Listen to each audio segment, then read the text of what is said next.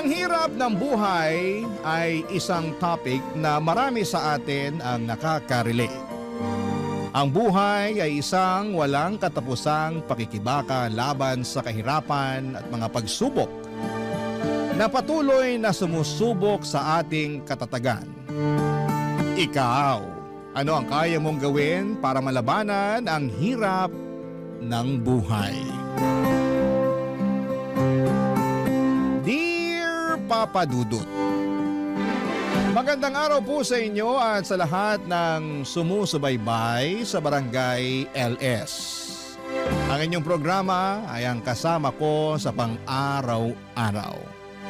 Tuwing nagluluto, naglalaba, naglilinis, at kahit sa mga simpleng gawain ay kasangga ko po ang Barangay LS.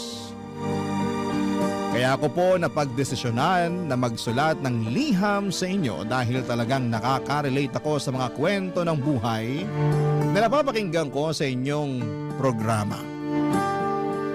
Ako nga pala si Olivia. Pagdating naman po sa sarili ko ay hindi po sa pagmamayabang, pero madalas pong sinasabi ng iba na hindi daw halata sa aking itsura na mahirap ako. Ayon sa kanila, matangkad ako, maganda at maamo ang aking mukha. Pero ang hindi nila alam ay pinanganak at lumaki po ako sa isang maliit at magulo na barangay sa Tondo. Naranasan ko po ang buhay na kadalasan ay pagpaglang ang kinakain namin upang makatuwid sa pang-araw-araw. Pagpag po na siya ring hanap buhay ng aking mga magulang. Ako po ang panganay sa aming magkakapatid at dahil sa hirap ng buhay ay hindi po ako nakapagtapos ng high school. Marami po akong naranasan sa buhay na hindi ko naman ginusto. At hanggang ngayon ay naiisip ko pa rin minsan na unfair nga ang buhay. Kasi may mga tao na pinanganak na may kaya, samantalang kami ay salat na salat sa buhay. Salat na salat sa lahat ng bagay sa mundo. Habang lumalaki po ako ay aaminin ko po na napuno ako ng inggit. Tuwing nakikita ko ang mga kaedad ko na masaya at walang alalahanin. Habang ako naman ay rumaraket ng kung ano-ano para lamang makaraos. Isa po sa mga racket ko ay ang pakikipagunahan sa paghahanap ng pagpag sa madaling araw. Pati na rin ang pag-iipon ng plastik at bote at pagtanggap ng mga labada. Lahat po ng ito ay para lamang makaramdam ng kahit kaunting ginhawa sa buhay. Kaya po sobrang naaawa ko sa mga kapatid ko na parang nagiging tulad ko na rin. Nangangalakal para lamang makatawid. Minsan po ay naiisip ko kung ano ba ang kasalanan namin upang maranasan ang ganitong klase ng buhay. Pero kahit na ganoon ay hindi po ako tumigil sa pagharap sa mga hamon ng buhay. Hindi po sumagi sa isipan ko na maghanap ng regular na trabaho dahil wala po akong sapat na edukasyon. At hindi ko rin po kasi nakakamta ng tiwala sa sarili. Pero nagbago po ang lahat ng kinausap ako ng aming kapitbahay na nagtatrabaho sa isang restaurant. Sinabi po niya, may naghahanap sila ng mga waitresses at gusto niya raw akong tulungan. Doon po ako nagkaroon ng lakas ng loob na subukan at sa kabutihang palad ay natanggap po ako bilang isang waitress. Ngunit habang nagtatrabaho po ako doon ay mas lalo kong naramdaman ang kawalan ng hustisya. Bakit kahit na anong sipag at overtime ko ay parang hindi ko pa rin nararamdaman na umaangat ang buhay ko. Kaya ang tanging bagay na ipinagpapasalamat ko na lamang po ay ang wala akong anak.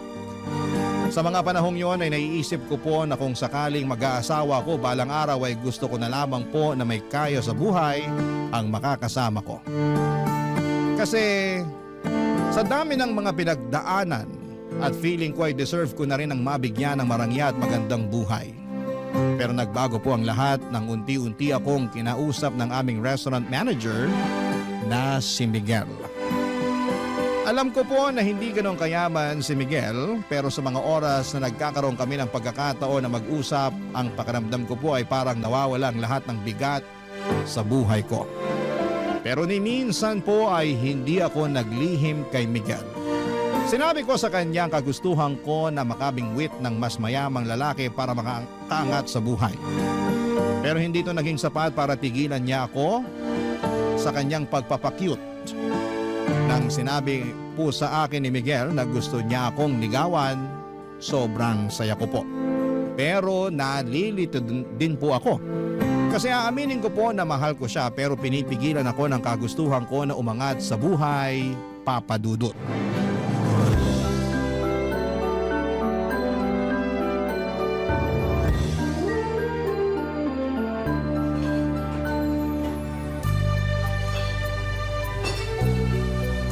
Okay guys, 4 minutes na lang at magsasara na tayo. Linisin nyo na ang mga kailangan linisin para makauwi na tayo. Olivia, sandali lang. Pwede ba kitang makausap? Oo naman sir, ano pong kailangan nyo? Ano ka ba? Sinabi ko na naman sa'yo na tigil-tigilan mo nang kakatawag sa akin ng sir. Miguel na lang. Pero boss kita eh. Nakakailang naman kung Miguel ang itatawag ko sa'yo dito, 'di ba? Baka mamaya sabihin pa ng iba nating kasama dito na pinapaboran mo ko. Kung yan ang gusto mo, sige, ikaw bahala. Pero Olivia, may itatanong sana ako sa'yo. Ano naman yon? Kailan mo ba ako sasagutin? Ha? Nagpapatawa ka ba? Olivia, 8 months na ako nanliligaw sa'yo. Ano? Nililigawan mo pala ako? Hindi sa nanunumbat ako pero palagi kitang niyayaya na sabayan ako mag-lunch. Tapos paminsan-minsan sabay pa tayong nagko-commute pa uwi. Tapos nililibre rin kita. Sandali lang. Nililigawan mo pala ako sa lagay na yan? Paano ba dapat? Sir, Miguel, aaminin ko na magaan ang loob ko sa'yo. Hindi ko naaalala ang mga problema ko tuwing kinakausap mo ko at mas nagaganahan ako magtrabaho dahil sa'yo. Pero hindi na naman sikreto sa'yo yung priority ko sa buhay, di ba? Alin dun? Yung makapangasawa ka ng mayamang lalaki? Olivia naman, hindi lahat ng bagay ay nabibili ng pera. Madali lang para sa'yong sabihin yan kasi hindi mo naman naranasan yung nararanasan ko eh. Sawang-sawa na ako sa buhay ng isang kahig, isang tuka. Yung tipong kahit anong kayod ko, hindi pa rin ako umaasenso. Wala rin naman ako magagawa kasi hindi naman ako nakapagtapos ng pag-aaral. Tapos karamihan pa ng trabaho dito sa Pilipinas, naghahanap ng college graduate o di kaya college level. Sobrang swerte ko na lang talaga at nakapasok pa ako dito sa restaurant. Hindi naman mahalaga sa akin ang estado mo sa buhay eh. Kung bibigyan mo lang ako ng pagkakataon, pareho nating pagsisikapan ang mga gusto nating makamit sa buhay. Sasamahan at dadamayan kita sa hirap at ginhawa. Yun na nga eh. Ayoko na ng hirap. Kota na ako dyan. Olivia, pinapangako ko sa'yo na hinding-hindi mo pagsisisihan kung sasagutin mo lang ako. Hayaan mo naman na ipakita ko sa'yo kung gaano kakahalaga sa akin. Alam mo, ikaw ang kulit mo rin, no? Sa totoo lang, napakalaking achievement para sa akin tong ginagawa ko ngayon. Hindi madali sa akin na sabihin ko sa'yo ng diretsahan ang tunay na nararamdaman ko para sa'yo.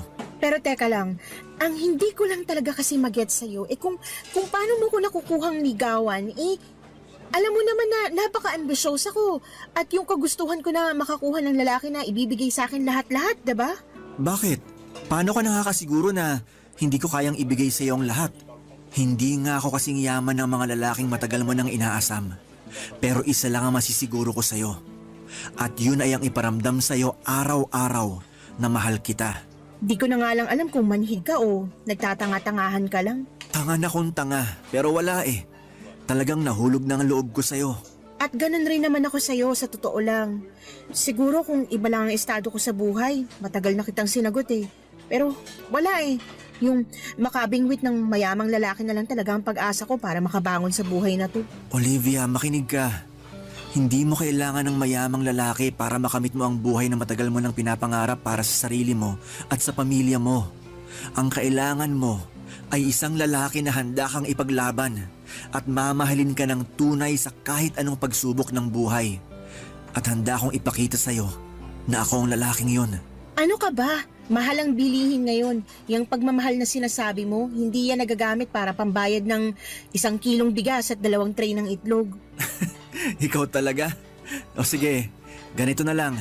Hindi na muna kita pipilitin para sagutin mo ako.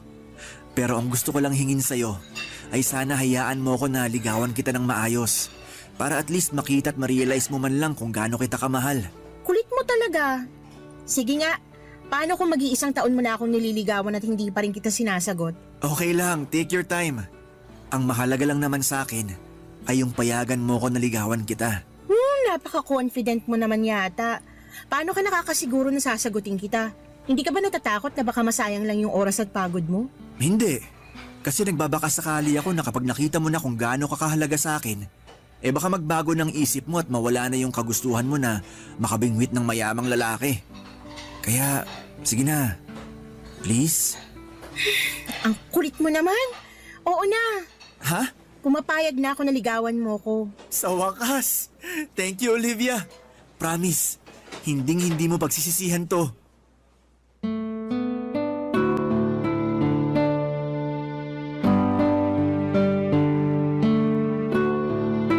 Sobrang kulit ni Miguel noong araw na yon, Papa Dudut. Ewan ko ba sa kanya, harap-harapan ko na ngang sinabi sa kanya na gusto kong mag-asawa ng mayamang lalaki pero hindi pa rin niya ako tinantanan. Siguro'y nagbabaka sakali siya na habang nililigawan niya ako ay magbabago ang isip ko. At hindi siya nagkamali kasi pagkatapos ng 6 months na panliligaw ay sinagot ko na siya. Ewan ko ba? Parang iba talaga ang damdamin kapag puso na ang usapan. Kasi palaging kinokontra ng puso ang mga plano ng utak mo. Pero kahit na ganoon, Papa Dudut, ay hinding-hindi ko pinagsisihan ang desisyon ko na sagutin si Miguel. Kasi tinupad niya lahat ng pangako niya sa akin. Naramdaman ko talaga na mahal niya ako. Oo, hindi nga ganon kayaman si Miguel. Pero kahit na hindi siya mayaman ay hindi niya ako pinabayaan. Binibigyan niya ako ng pera kapag kailangan ko at kahit kami na, pakiramdam ko ay parang nililigawan niya pa rin ako. Ang sabi ko nga sa sarili ko noon na sobrang swerte ng kahit sinong babae na magkakaroon ng boyfriend na katulad ni Miguel. At sa mga panahong yon ay nasa akin ang swerte. Pagkatapos kong sagutin si Miguel ay nag-live-in kami. Si Miguel ay umuupa siya ng maliit na studio type apartment at aaminin ko. Kahit maliit lang yon. Malaking upgrade na yon kumpara sa bahay namin sa Tondo na butas-butas at baka matitibag na sa susunod na bagyo. Pero kahit na ganoon, naging masaya kami ni Miguel. Nagtulungan kami sa trabaho, siya bilang manager at ako bilang waitress. Akala ko ay yun na yung kapalaran ko habang buhay pero nagbago ang lahat noong tinawagan ako ng pinsan ko na taga La Union. Bihira lang kasi siyang pumunta ng Maynila at noong dumating siya dito, ako agad ang naisip niyang tawagan. Sabi pa niya, ililibre daw niya ako basta samahan ko lamang siya kaya syempre game na game ako. Nagpaalam ako kay Miguel at pumayag naman siya na mag-night out kami ng pinsan ko. Pero nung gabi na yon habang nag-iikot kami ay naisipan ng pinsan ko na pumunta sa bar. Nag-inuman kami at sobrang enjoy kami. Wala kaming ibang ginawa kundi ang magchismisan tungkol sa mga kamag-anak namin. Pagkatapos ng ilang oras ay nagpaalam ang pinsan ko na pupunta raw siya sa CR kasi naparami daw ang kain niya. Kaya naiwan akong mag-isa sa table namin. At nung umalis ang pinsan ko ay doon ko na nakilala si Rick, Papa Dudut.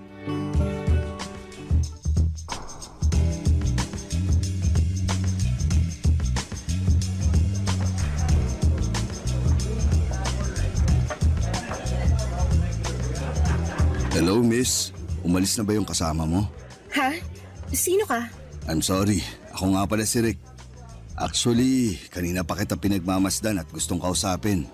Pero hindi nga lang ako makatsyempo kasi nandito yung kasama mo kanina. Pinsan ko yun. Pumunta lang ng CR yun pero babalik din yun dito maya-maya. Teka lang, sino ka ba? Ba't mo ko kinakausap? Anong kailangan mo sa akin? Miss, relax ka lang. Ang dami mo namang tanong. Sino ba naman ang hindi magtataka at mapapatanong? Bigla-bigla mo na lang ako kinakausap. Wow, mas maganda ka pala sa malapitan. Layuan mo nga ako, hindi kita type. Hindi na ako magpapaligoy-ligoy pa. Nagagandaan ako sa'yo, tapos sobrang sexy mo pa. Tipo ko yung mga babaeng katulad mo. I'm sorry, pero may... Teka lang, Ba't ba ako nag-i-explain sa'yo? Pag sinabi kong layuan mo ko, ganun lang kasimple yun. Matuto kang tumanggap ng rejection. Ang pangit-pangit mo pero ang lakas ng loob mo ha. Diyan ka na nga. 20,000 pesos. Ha? 20,000 pesos para makasama kita ng isang buong gabi. Ano akala mo sa akin, pok-pok? Aanhin ko naman yung 20,000 mo. Sa itsura mo pa lang mukhang may nakakahawa ka ng sakit. Wala akong balak na mag-staycation sa ospital kaya maiwan na kita dyan, okay? Wala akong nakakahawang sakit. Miss, paano kung sabihin ko sa'yo na gusto kitang maging sugar baby? Sugar ano? I see. Hindi mo alam ang ibig sabihin ng sugar baby. Ipapaliwanag ko sa'yo ng maayos. Bibigyan kita ng pera from time to time. Kumbaga parang allowance. As long as gagawin mo yung mga ipapagawa ko sa'yo. Hindi lang 20,000 ang kaya kong ibigay sa'yo. Basta gawin mo lang lahat ng gusto ko. Teka lang. Kung sakasakali, ano naman yung ipapagawa mo sa akin? Anong kapalit? Sasamahan mo ako sa mga lakad ko at yun lang yun. No more, no less. Magpapasama ka sa mga lakad mo? Baka yayang hinahanap mo o di kaya caregiver. Hindi ganun yun. Pag sinabi kong lakad, I mean magda-date at magbabakasyon tayo paminsan-minsan. Kaya kitang dalhin kahit saan mo gusto. Cebu, Boracay, Siargao, Batanes, Palawan. Ikaw bahala. Pero mangyayari lang yun kung papayag kang maging sugar baby ko. Sandali nga lang, hindi ka ba nabibigla sa inaalok mo sa akin? Hindi ba parang sobra-sobra naman yata yan? Hindi ka naman mukhang mayaman. Niloloko mo lang yata ako eh. Tatapatin na kita, scam ba to? Hindi na ako nagtatrabaho. Tumatanggap na lang ako ng pera galing sa mga negosyo at pensyon ko. At kadalasan, nababagot ako sa bahay. Sa totoo lang, matagal ko na talagang balak maghanap ng sugar baby. And for the first time, nakahanap ako ng babaeng type ko. At ikaw yun. Kung ganon, sige na, pumapayag na ako. At sorry din sa mga nasabi ko kanina. Mabuti naman kung ganun. Pero may isa akong kondisyon. Ayoko nang may boyfriend. So sabihin mo na sa akin ang totoo habang maaga pa. May boyfriend ka na ba? Wala akong boyfriend. Sigurado ka? Promise, wala. Oo, aamin ako. May mga nanliligaw sa akin pero hindi ko sinasagot. Mabuti naman kung ganun. Dahil ang ayoko sa lahat yung may kasintahan. Gusto ko nasa akin lang ang lahat ng atensyon mo. Ayoko ng kahati. Nagkakaintindihan ba tayo? Oo, naiintindihan ko. Pero matanong din kita, may asawa ka na ba? Wala. Matagal nang patay ang asawa ko. Hindi mo pa pala sinasabi sa akin pangalan mo. Ako si Olivia. Kasing ganda ng mukha mo yung pangalan mo. Bagay na bagay sa'yo. Thank you. Nga pala. Ayan. Nakasulat sa papel na yan ang number ko. I-save mo yan. Sige, ako na bahala. Pero may ipapakiusap sana ako sa'yo. Ano? Okay lang ba kung umalis ka na muna rito? Baka maabutan pa tayo ng pinsan ko eh. Sige, pagbibigyan kita sa ngayon. Pero next time, ako na ang masusunod, ha? Oo na. Antayin mo na lang yung text ko mamaya. Parang awa mo na, umalis ka na muna. Doon ka na. Pagkatapos naming mag-inuman, ang pinsan ko ay hinatid ko na siya sa malit na kwarto na inuupahan niya ng ilang araw. Medyo lasing na siya ng mga oras na yon at ayokong may masamang mangyari sa kanya.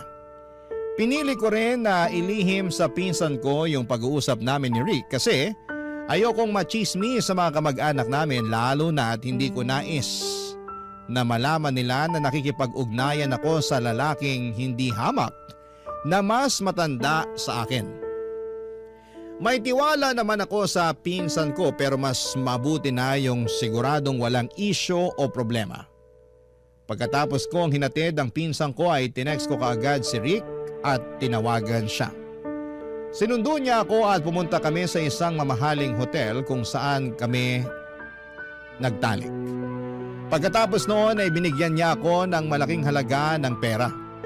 Alam ko, sinabi ko noon na matagal ko ng pangarap na magkaroon ng mayamang lalaki na magbibigay sa akin ng mga bagay na gusto ko. Pero hindi ko rin akalain na ganito pala ang pakiramdam. Mahirap pala yung pakiramdam ng pinipilit mong makisama sa isang tao kung wala ka naman talagang nararamdaman para sa kanya. Nasilaw ako sa pera. Kasi sa unang pagkakataon ay nabibili ko na mga bagay na matagal ko nang inaasam. At nakakapagpadala na rin ako ng malaking pera sa mga kapatid at magulang ko at unti-unti ko na rin napapaayos yung bahay namin sa Tondo. Pero sobra akong nakonsensya dahil pinili kong itago ang lahat ng ito kay Miguel. Mahal ko po si Miguel. Pero kay Rick ko nahanap yung marangyang buhay at pera na matagal ko nang pinapangarap. Kung pwede lang sana na iisang tao na lamang si Miguel at si Rick na mga panahon na yon, baka hindi na ako nahirapan pa. Papa Dudut. Barangay Love Stories. Barangay Love Stories. Habang tumatagal ay mas lalong naging agresibo si Rick sa akin. Parang gusto niya lahat ng mga pinapagawa niya sa akin ay natutupad kaagad. At kapag hindi ko nagagawa yung mga gusto niya ay nagagalit siya. At paminsan-minsan ay umaabot na siya sa punto ng pananakit. Nasampal na niya ako ng 3 beses pero tinitiis ko yon at hindi ko na inisip ang pisikal na sakit dahil sa malaking halaga na natatanggap ko sa kanya. Wala pong kaalam-alam si Miguel na patuloy ko pa ring pinagsasabay ang pagiging jowa niya at pagiging sugar baby ko kay Rick. Ang hirap na hatiin ang sarili ko sa 2 tao. Si Miguel mabait pa rin siya sa akin as usual at habang tumatagal ay mas lalo akong nahuhulog sa kanya. Wala akong problema sa kanya at talagang ramdam ko ang pagmamahal niya sa akin. Pero itong si Rick, siya yung sobrang nakakainis na at nakakasakal. Para bang hindi ko na siya kayang respetuhin dahil sa ugali niyang hindi na maipaliwanag. Mayaman nga siya pero mabilis magalit. Sa totoo lang, yung gwapo lang sa kanya ay yung wallet niya lang. Yung mukha at ugali niya parehong pangit. Pero sa kabila ng lahat ng yon ay pinagtiisan ko siya dahil nagagawa ko ang mga bagay na gusto kong gawin ng dahil sa perang ibinibigay niya. Pero paminsan-minsan ay nawawalan ako ng gana na replyan si Rick kaya't hindi na rin nakapagtataka na nagagalit siya. Pero isang araw ay umuwi ako kaagad pagkatapos ng shift ko habang si Miguel naman ay nag-overtime. At pagka-uwi ni Miguel sa apartment namin, nawindang ako sa nakita ko. Puno ng pasa ang mukha ni Miguel. Ang takot at guilt na naramdaman ko ay hindi ko kayang ilarawan. Dito ko lang na-realize kung gaano kalaki yung problemang ginawa ko nung ikinuwento na sa akin ni Miguel ang lahat-lahat, Papa Dudut.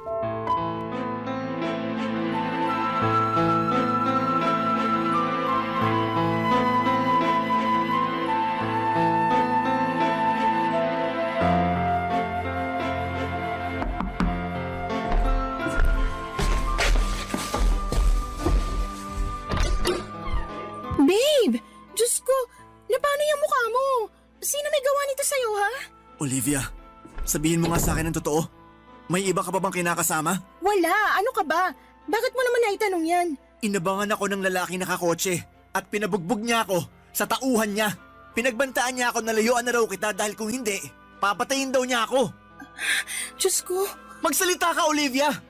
May alam ka ba tungkol sa nangyari sa akin? Miguel, babe, I'm so sorry. Pero, Magsalita ka! babe, I'm sorry. May sugar daddy ako. Ano? Pero hindi ko lubos akalain na masasaktan ka niya.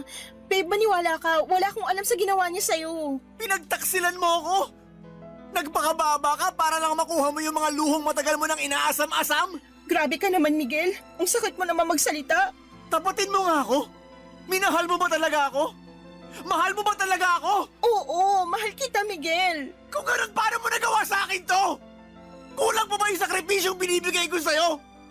Kulang pa ba yung pagmamahal ko para sa'yo, ha? Wala akong nilihim sa'yo simulat sa pool, Miguel. Matagal mo nang alam yung kagustuhan kong umasenso man lang sa buhay. Oo, alam ko! Alam na alam ko yan!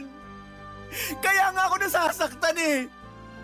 Kasi umasa ako na balang araw magiging sapat din sa'yo ang pagmamahal na binibigay ko. Ano ba bang kulang sa akin, Olivia, ha? May nagawa ba akong kasalanan sa'yo para saktan mo ako ng ganito? Wala! Alam kong mahal mo ko at nararamdaman ko yun.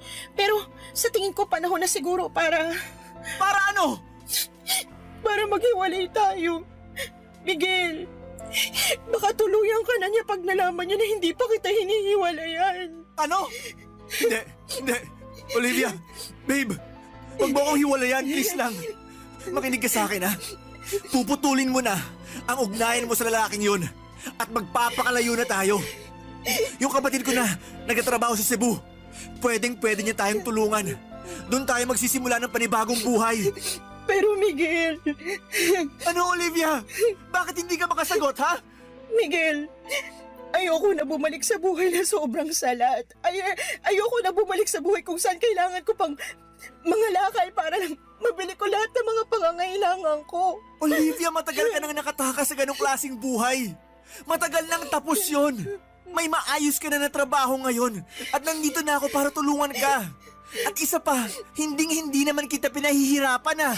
Pero kulang, Miguel. Kulang eh. Sa tingin mo ba, sapat na yung sinasahod mo bilang manager ng restaurant at yung sinasahod ko bilang waitress? Miguel, kahit pagsamasamahin pa natin yung sinasahod natin, hindi nun matutumbasan ang pera na binibigay sa akin ni Rick. Nagmamakaawa ko sa'yo. Hiwalayan mo na ang lalaking yun. Kung nagawa niya akong ipabugbog, hindi malayong gawin niya rin to sa'yo. Olivia, aanhin mo naman yung pera niya. Kung araw-araw naman nanganganib yung buhay mo sa mga kamay ng hayop na yon. Sa totoo lang, mas pipiliin ko na lang na mamatay ako sa mga kamay niya kaysa mamatay ako sa gutom. Olivia naman, kayang-kaya kitang buhayin. At ilang beses ko na yan napatunayan sa'yo, di ba? Oo nga, tama ka. Pero paano yung pamilya ko, ha? Kaya mo bang buhayin ang mga kapatid ko? Sa akin sila umaasa, Miguel. Bala ko na i-enroll sila sa susunod na pasukan dahil gusto ko na makapagtapos sila sa pag-aaral. Ayoko na matulad sila sa akin na hindi man lang nakapagtapos ng high school at mangyayari lang yun kung patuloy kong pakikisamahan si Rick. Eh, di tutulungan kita. Magtutulungan tayo, Olivia. Pero pakiusap lang. Hiwalayan mo na ang demonyong yon. Paano mo ko matutulungan, Miguel? Yung sahod mo nga binabudget mo pa kasi natatakot ka na baka maubos agad. Aasenso rin tayo. Wala ka bang tiwala sa akin? Nagpapakapagod naman ako sa trabaho para mas lalong lumago ang savings natin ah. Pero baka uugod-ugod na tayo sa panahong lumago yung savings mo. Mahal kita. Pero ayoko na ng ganitong klaseng buhay, Miguel. Olivia, kung nagbabala ka na hiwalayan ako, please wag. Maawa ka naman sa akin. Gagawin ko ang lahat. Huwag mo na akong hiwalayan. Parang awa mo na. Kahit sobra akong nasaktan sa ginawa mo, hindi pa rin kita kayang iwan. Mahal na mahal kita, Olivia. Pagkatapos ng sinabing yon ni Miguel ay hindi ko na siya nasagot. At dali-dali akong lumabas upang tawagan si Rick. Dito ko nakumpirma ang lahat. Napag-alaman ko na nagngingit-ngit sa galit si Rick tuwing hindi ko siya nire-replyan kaagad. Kaya't inalam niya kung saan ako nagtatrabaho. Kasabay noon ay nalaman niya na si Miguel ang boyfriend ko at pareho kami ng pinagtatrabahuhan na restaurant. Hindi sinabi ni Rick kung paano niya nalaman pero malakas ang kutob ko na sa Facebook niya nakuha ang lahat ng yon. Kinilabutan ako sa mga nangyari dahil hindi ko akalain na aabot si Rick sa puntong halos patayin na niya si Miguel, Papa Dudut. Sa totoo lang, sobra akong nag-guilty sa mga nangyaring yon. Mahal ko pa rin si Miguel pero hindi ko kayang bitawan ang marangyang buhay na ibinibigay sa akin ni Rick. Sa kabila ng lahat ay pinagpatuloy pa rin namin ni Miguel ang relasyon namin at nakikita ko sa mga mata at kilos ni Miguel na mahal niya pa rin ako. Pero ramdam ko rin kung gaano siya kalungkot at nadismaya sa desisyon kong ipagpatuloy ang ugnayan ko kay Rick. Bumili siya ng mga gamit na pang self-defense para sa aming dalawa tulad ng pepper spray at taser. Kitang-kita ko kung gaano siya ka-traumatize at sa mga panahong yon ay hindi ko matanggap na siya pa ang nagkakaroon ng ganitong takot at pangamba dahil lamang sa mga naging desisyon ko. At sa takot ko na baka balikan ni Rick si Miguel ay nagsinungaling ako at sinabi ko kay Rick na hindi na ako makikipagkita kay Miguel at mukhang naniwala naman siya. Para makabawi ako kay Miguel ay binilhan ko siya ng mga paborito niyang gamit, mga bagay na sa tingin ko'y magpapasaya sa kanya kahit papaano. Pero hindi niya tinanggap ang mga ito, siguro dahil alam niya na pera ni Rick ang pinambili ko dito. Patuloy pa rin siya sa pagkumbinsi sa akin na sumama sa kanya sa Cebu para makapag-umpisa kaming muli at makalimutan naming pareho ang lahat ng mga nangyari. Pero nag-alinlangan ako na pumunta ng Cebu kasi kahit mahal ko si Miguel, ay naibibigay naman ni Rick sa akin lahat ng gusto ko dito sa Maynila. At hindi ko alam noon ay may isa pang mangyayaring mas mahirap at mas masakit pa kesa sa lahat ng ito. Ang mga desisyon ko ay magdudulot pa ng mas malalim na sugat sa aking puso at buhay. At hindi ko pa noon alam kung paano ko haharapin ang mga pagsubok na darating sa akin, Papa Dudut.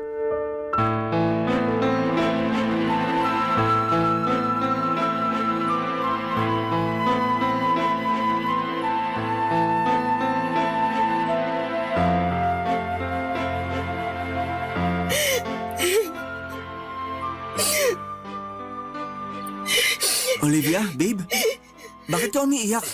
Sinaktan ka ba ng hayop na Rick na yon? Sabihin mo lang sa akin at hindi na ako magdadalawang isip na sugurin siya. Oo, aaminin ko na takot ako sa kanya kasi mayaman siya at pwede niya ako ipatumba kung gugustuhin niya. Pero hindi na ngayon. Kaya ko gawin ang lahat para sa iyo, babe. Hindi na ako magpapasindak sa kanya. Hindi. Hindi ganun yun. Kung ganon, ba't ka umiiyak, ha? Tingnan mo tong pregnancy test. Buntis ako. Teka lang, paano naman mangyayari yun eh? Palagi naman tayong gumagamit ng proteksyon.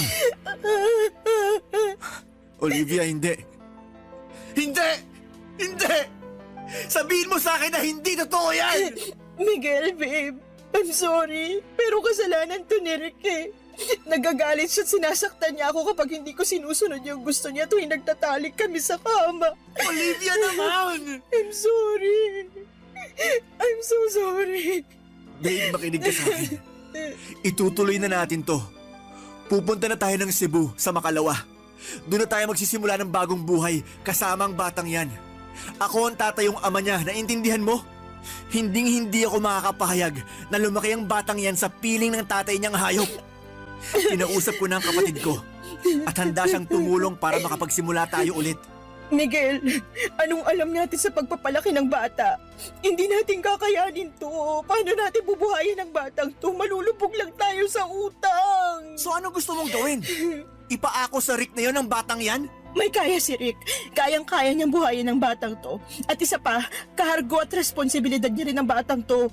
Mabibigyan niya ang anak ko ng buhay na kahit kailan, hindi natin mabibigay sa kanya. Teka lang, bakit nararamdaman ko na parang gusto mo nang sumama sa lalaking yon, ha? Miguel, kung hindi lang dahil sa batang to, hindi kita iiwan eh. Olivia, hindi. Huwag mong gawin sa akin to. Babe, ilang beses ko ba ipapaalala sa'yo na hiwalayin mo na ang lalaking yun? Hindi mo ba nakikita na unti-unti niya nang sinisira ang buhay mo? Hindi ka nga namumulubi pero hawak ka naman sa leeg ng lalaking yun. Napapaigot ka na niya sa mga palad niya. Gagawin ko lahat para sa anak ko, Miguel. Ayokong lumaki ang anak ko sa hirap. Pero babe, sasaktan ka lang ng lalaking yun. Matagal ko nang tinitiis ang pakikipagkita mo sa lalaking yun dahil mahal na mahal kita. Pero hindi naman pwede na habang buhay tayo ganito. Na habang buhay ka magpapakaalila sa hayop na yun. Magkaroon ka man lang sana ng konting respeto para sa sarili mo, Olivia. Alam ko kung anong ginagawa ko, hindi ako tanga. Alam ko kung anong nakukuha ko kay Rick, okay? Ano? Pera! Magandang buhay para sa pamilya ko at respeto ng mga tao na dati akong tinatapak-tapakan dahil walang-wala kami. Respeto? Oo, Miguel. Respeto. Respeto sa'yo? O sa pera mo? Alam mo, Miguel, kung ikaw gusto mo maging mahirap habang buhay, gawin mo. Magiging masaya pa ako para sa'yo at hindi kita pipigilan. Pero eto lang ang ipapaalala ko sa'yo, ha? Wala kang karapatang husgahan ako kung gusto kong yumaman. Oo, Olivia. Hindi nga ako kasing yaman ni Rick. Pero kahit kailan, hindi ko ibebenta ang pagkatao ko. Ang kapal ng mukha mo! Alam mo kung anong problema mo? Hindi mo na alam ang ibig sabihin ng totoong pagmamahal. Dahil puro pera na lang ang nasa utak mo. Tapatin mo nga ako, Olivia. Totoong masaya ka ba talaga, ha? Oo, masaya ako. Mayaman na ako. Nabibili ko na lahat ng gusto ko. Pero hindi nabibili ang tunay na pagmamahal. Ang pagmamahal na patuloy mong binabaliwala dahil lang sa ambisyon mo na magkaroon ng limpak-limpak na pera. Sino bang may sabi sa'yo na gusto ko ng pagmamahal? Buwisit na buhay to. Alam ng Diyos na ginawa ko ang lahat para sa'yo, Olivia. Kailan pa ba ako magiging sapat sa'yo, ha? Ano ba talagang gusto mong mangyari? Hindi ko na alam. Ewan ko. Naguguluhan na ako. Pwes ako alam ko. Dahil mahal na mahal kita. Olivia, babe. Sumama ka na sa akin papuntang Cebu. Please lang. Nagmamakaawa ako sa'yo. Gawin mo to para sa akin. Para sa sarili mo. At para sa magiging anak natin. Handa akong ituring ang batang yan na parang anak ko na rin. Basta sumama ka na lang sa akin, please. Miguel, kung hindi ako lalayo, patuloy lang kitang mamahalin. At alam ko na masasaktan lang ako, masasaktan lang tayo. Kasi wala sa'yo yung buhay na gusto kong makamit eh. Olivia. Wala nang patutunguhan to. Tigilan na natin to, Miguel. Aalis na kami ng anak ko bukas ng umaga. Buo ng desisyon ko at wala ka nang magagawa doon. Papadudot, aminin ko po na sobra kong nasaktan sa naging desisyon ko na hiwalayan si Miguel. At kahit na mahal ko siya, sa palagay ko, ang dahilan kung bakit natiis ko at nagawa ko pa rin siyang iwanan ay dahil sa trauma. Yung trauma na mula sa pagkabata, sobrang kapos ako at hirap na hirap sa buhay. Yung trauma na kapag wala kang pera ay lalait-laiting ka at tatapak-tapakan ka ng mga tao ng paulit-ulit. Yung trauma na palagi mong ipinagdarasal na sana ay hindi tumirik ang mga mata mo sa gutom. Na sana kahit papaano ay may makain ka. Yung trauma na hindi ka na nandidiri sa pagpag dahil eto na ang nakasanayan mong kainin. Oo, minahal ko si Miguel ngunit hindi ako nakontento sa buhay bilang waitress. Hindi naging sapat ang pagmamahal niya para makontento ako sa kinakalagyan ko. Siguro kung naging kasing yaman lang ni Miguel si Rick ay hindi ko na siya nagawang hiwalayan pa. Pero wala eh. Hindi sapat ang kinikita ni Miguel bilang manager ng isang restaurant para mabigyan ako ng maginhawang buhay. At ako naman ay pagod na sa pagiging silbidora. Kung sakali man na sasama ko kay Miguel papunta ng Cebu ay ganon pa rin ang mangyayari. Kakailanganin ko pa rin na magtrabaho para lamang matustusan ang pang-araw-araw namin lalo na ngayon na may anak na ako. Siguro po noong gabing hiniwalayan ko siya ay sobra akong nataranta dahil napag-alaman kong buntis ako. Sobrang daming tanong ang bumabagabag sa isipan ko ng mga panahong yon. Ang paulit-ulit na tumatakbo sa isip ko noong mga panahong yon ay kung paano ko mabibigyan ng magandang buhay ang magiging anak ko. Ang nasa isip ko lang noon ay bahala na kung saktan ako ni Rick. Basta maging maayos lang ang buhay ng anak ko. Ayokong ipalaglag ang bata at mas lalong ayoko na mabuhay siya na nakakaranas ng hirap na naranasan ko. Ayoko siyang lumaking salat sa buhay. Yan po ang naging dahilan kung bakit nagawa kong iwan si Miguel. Noong madaling araw po ay tahimik ako lumabas ng apartment ni Miguel, dala ang isang malaking maleta at tinawagan ko si Rick. Sinabi sa akin ni Rick na may kondo siya sa Taguig at doon ko raw siya i-meet. Nang mga oras na yon ay hindi na ako nagdalawang isip pa. Naglaho ako na parang bula sa buhay ni Miguel.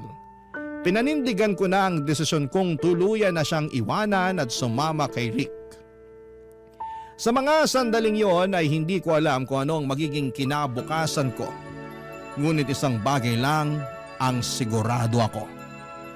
Gagawin ko po ang lahat para sa magiging anak ko, Papa Dudut. Barangay Love Stories. Barangay Love Stories. Pinatuloy ako ni Rick sa kondo niya sa Taguig at doon ko sinabi sa kanya na buntis ako at kailangan ko ng magandang lugar na matutuluyan. Nakita ko sa mga mata ni Rick kung gaano siya kasaya sa mga sinabi ko sa kanya. Hindi ko maiwasang mapansin na parang isang malaking bigat ang nawala sa kanya. Buong akala ko ay magagalit siya na buntis ako pero hindi at mas lalo pa siyang natuwa. Nang mga panahong yon ay hindi ako nagsisi sa desisyon kong iwanan si Miguel.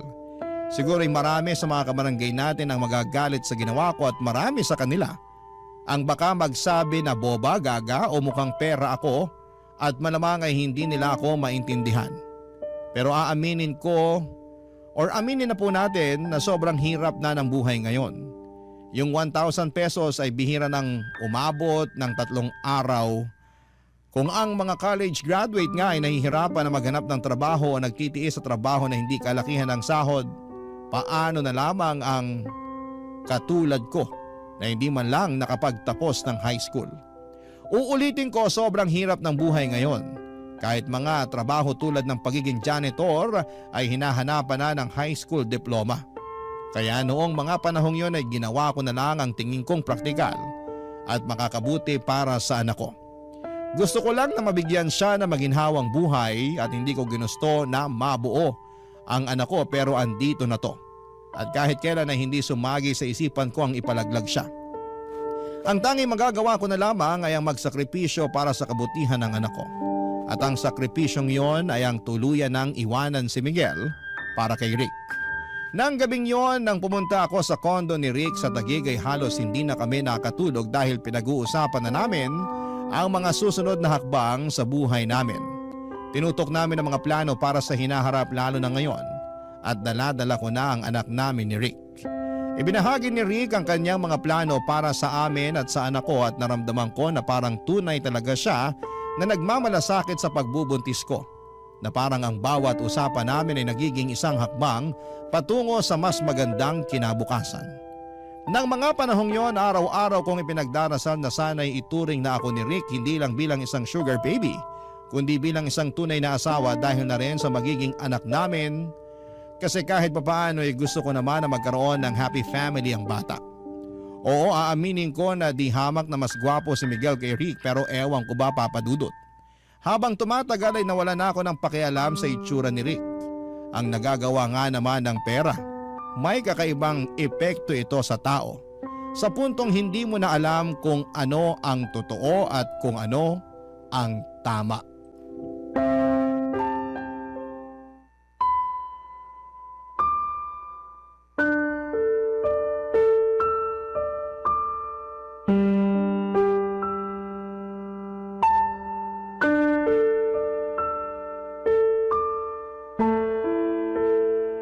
Mabuti na lang talaga at pinaalam mo kaagad sa akin na buntis ka.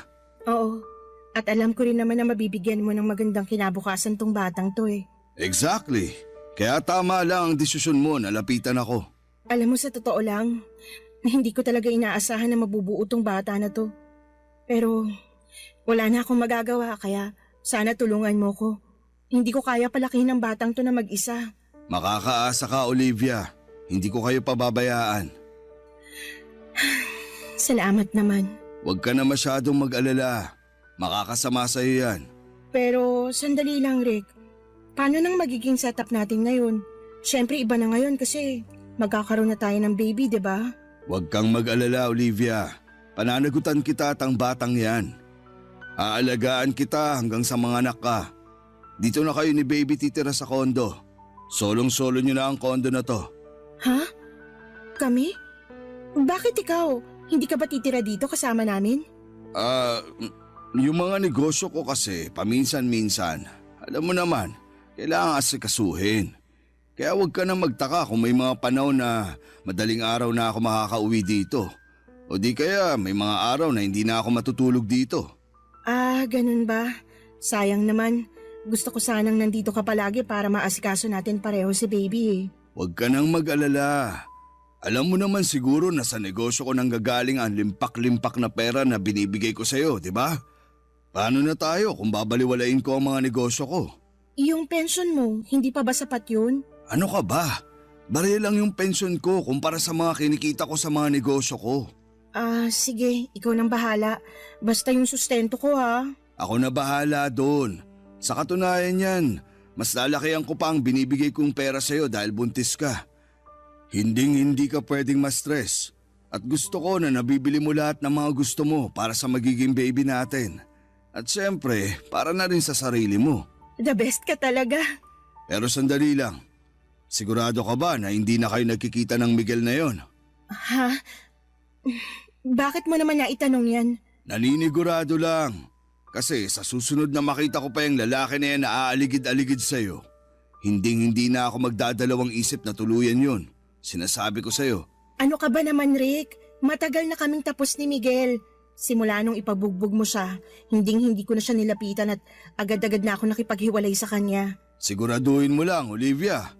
Kasi kapag nalaman ko na nagsisinungaling ka, tatamaan ka sa akin. Ito naman sobrang seloso.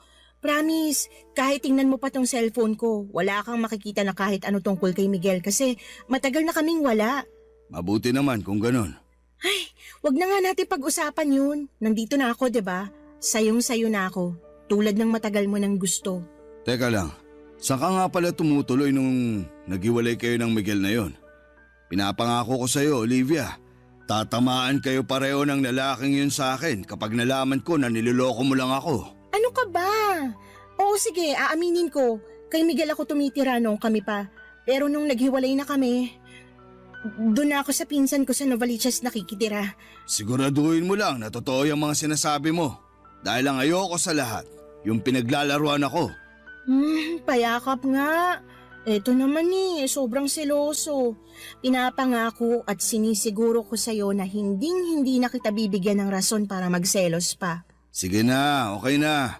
Naniniwala na ako sa'yo. Nga pala. Oh, etong allowance mo.